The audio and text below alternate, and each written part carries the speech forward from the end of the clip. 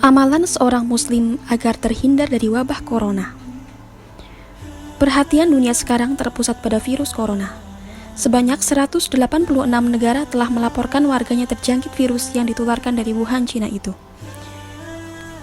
Di Indonesia sendiri, hingga Senin 20 April 2020, kasus COVID-19 telah terkonfirmasi mencapai 6.760 positif corona.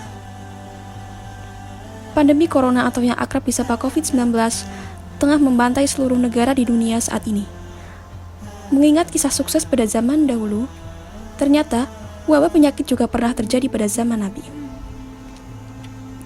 Wabah penyakit yang pernah terjadi di zaman Rasulullah yaitu penyakit kusta atau lepra yang dapat menular dengan cepat dan juga menyebabkan kematian.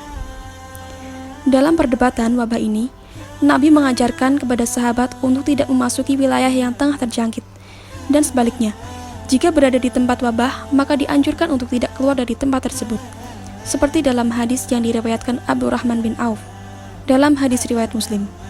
Jika kamu mendengar wabah terjangkit di suatu negeri, maka janganlah kamu datangi negeri itu, dan keluarkan wabah yang berjangkit di negeri tempat kamu berada. Janganlah kamu keluar dari negeri karena kamu harus pergi sendiri. Rasulullah juga meminta agar tidak dekat-dekat atau melihat orang yang memperbaiki kusta atau lepra.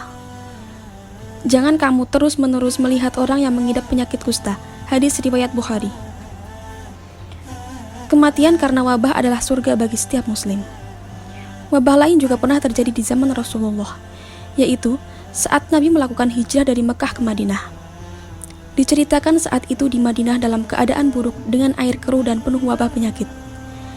Nabi pun meminta para sahabat agar bersabar dari wabah itu dengan menunggu dan tetap meminta pertolongan dari Allah Subhanahu wa Ta'ala. Seperti diceritakan Aisyah, mereka yang bersabar dijanjikan syahid. Kematian karena wabah adalah surga bagi setiap muslim. Hadis riwayat Bukhari.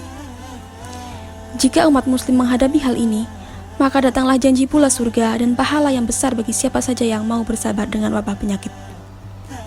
Wabah, musibah, penyakit, semua datang dari Allah Subhanahu wa Ta'ala. Allah adalah pemilik seluruh kerajaan bumi dan langit, termasuk membuat penyakit. Karena itulah, setiap kali Allah ciptakan penyakit dan wabah, Allah juga pasti siapkan obatnya. Tugas kita adalah berikhtiar. Berikut adalah 5 kunci agar kita sebagai muslim dapat terhindar dari wabah, termasuk wabah corona ini. Pertama, sedekah.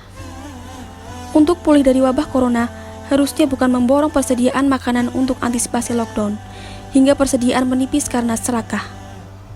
Justru sebaliknya, semakin giatlah berbagi, karena sedekah menurut Rasulullah dapat menolak bencana wabah. Seperti sabdanya dalam hadis riwayat Imam Tabrani, sedekah dapat menolak 70 macam bencana dan yang paling ringan adalah penyakit kusta dan sopak atau vitiligo. Dalam riwayat Imam Baihaqi pula disebutkan, bersegeralah bersedekah sebab bala bencana tidak pernah bisa mendahului sedekah. 2. Tenang. Untuk menghadapi wabah corona, harusnya bukan panik, tapi tetaplah bersikap tenang, karena sikap tenang itu sifat orang mukmin sejati. Dalam Quran Surat Al-Fat ayat 4 dikatakan, Dialah yang telah menurunkan ketenangan ke dalam hati orang-orang mukmin supaya keimanan mereka bertambah di samping keimanan mereka yang telah ada. Dan kepunyaan Allah lah tentara langit dan bumi, dan adalah Allah Maha Mengetahui lagi Maha Bijaksana. Ketenangan membuat keimanan semakin bertumbuh dan semakin menyempurnakan keteguhan dalam iman. Kemudian Allah menurunkan ketenangan kepada Rasul-Nya dan kepada orang-orang yang beriman. Quran Surat Al-Taubah ayat 26. Bersikap tenanglah menghadapi musibah wabah ini dengan banyak berzikir kepada Allah. Bukankah Allah telah mengatakan dalam Al-Quran, dalam Quran Surat Al-Ra'd ayat 28, Ingatlah, hanya dengan mengingat Allah lah hati menjadi tentram. 3. Bersabar. Bersabar selamanya berat, sebagaimana ungkapan seorang penyair Arab. Sabar itu memang seperti namanya, sebuah nama tumbuhan yang rasanya pahit. Namun, hasil dari kesabaran akan lebih manis dari madu. Tapi, seberat apapun sabar, ia harus diupayakan. Sebab ia bukti dari kebenaran iman. Ia yang paling bersabar, maka ia yang paling benar imannya. Dan orang-orang yang bersabar dalam kesempitan, penderitaan, dan dalam perang, mereka itulah orang-orang yang benar imannya, dan mereka itulah orang-orang yang bertakwa. Quran Surat Al-Baqarah ayat 177. Bersabarlah dengan wabah ini untuk meraih cinta Allah tanpa batas. Dan Allah mencintai orang-orang yang bersabar. Quran Surat Ali Imran ayat 146. Apa bukti kecintaan Allah bagi orang yang senantiasa bersabar? Buktinya adalah anugerah pahala tiada batas. Yang keempat, sholat. Saat wabah menimpa, harusnya semakin rajin melaksanakan sholat, bukan justru meninggalkannya. Sabar senantiasa disandingkan dengan sholat, karena keduanya adalah bekal untuk menangani segala urusan. Seperti dalam Quran Surat Al-Baqarah ayat 45. Dan mintalah pertolongan dengan sabar dan sholat. Yaitu mintalah pertolongan kepada Allah dengan bekal sabar dan sholat dalam menangani semua urusan kalian. Begitu pula sabar menjadi sebab hamba bisa meraih kenikmatan abadi, yaitu surga.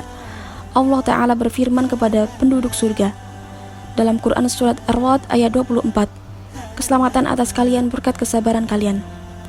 Hanya Allah satu-satunya yang dapat memberikan manfaat dan mengangkat bencana ini, maka sembahlah Allah. Karena pada hakikatnya setiap bencana dan musibah yang menghilangkan adalah Allah semata. Jika ada suatu perkara bisa dihilangkan oleh makhluk dalam perkara yang ia mampu, maka itu hanyalah sebab. Namun, hakikatnya Allah yang menakdirkan itu semua dengan izinnya. Kelima, doa. Doa adalah senjata terbaik bagi seorang mukmin dalam menghadapi kondisi sulit.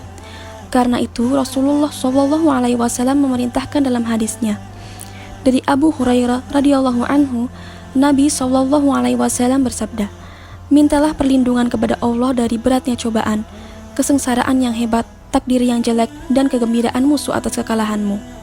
Muttafaqun alaih. Hadis riwayat Al-Bukhari nomor 6347 dan Muslim nomor 2707. Berikut tadi telah disebutkan bagaimana cara seorang mukmin menghadapi wabah yang diberikan kepada Allah sebagai suatu cobaan untuk kita. Yakinlah dalam setiap ujian yang Allah berikan pasti tersirat makna yang ingin Allah sampaikan. Jazakumullahu khairan. Semoga nasihat tadi dapat bermanfaat untuk kita semua.